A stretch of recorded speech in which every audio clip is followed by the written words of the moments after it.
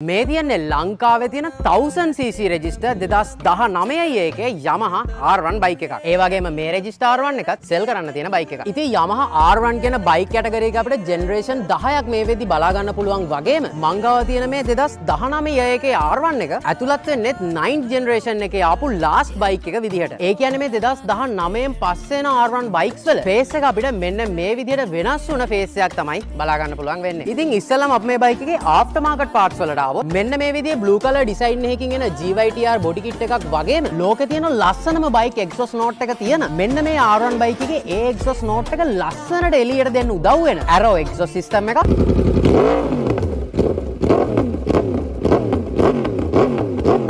GB Racing engine guard, modified clutch and brake levers කියන මෙන්න මේ දේවල් එක්කම දැන් අපි මේ බයික් එකේ ෆ්‍රන්ට් එකට ආවොත් මෙන්න මේ විදිහේ 2015 ඉඳලා 2019 වෙනකන් ආපු fully aerodynamic face design එකක් එක්කම අපිට මෙන්න මේ විදිහේ dual headlights, front and rear දෙකම අපිට KYB brand එකෙන් suspension, front and rear දෙකම අපිට track focus කරලා design කරපු ABS brake system එකක්, front and rear 17 inch wheels, 17 liter fuel tank එකක්. මේ බයික් එකේ weight එක අඩු කරන්න ගොඩක්ම helpful වෙන aluminium delta box frames with magnesium covers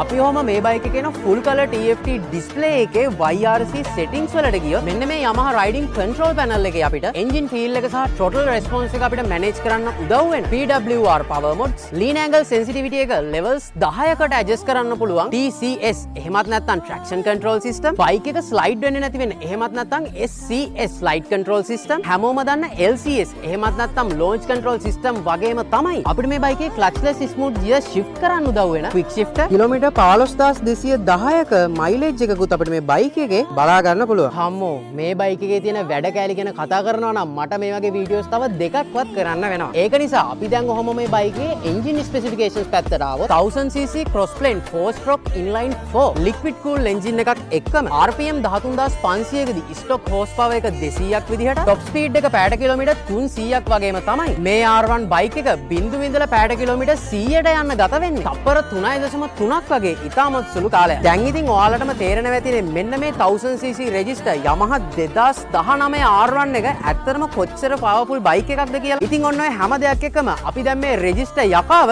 ride කරලා බලමු.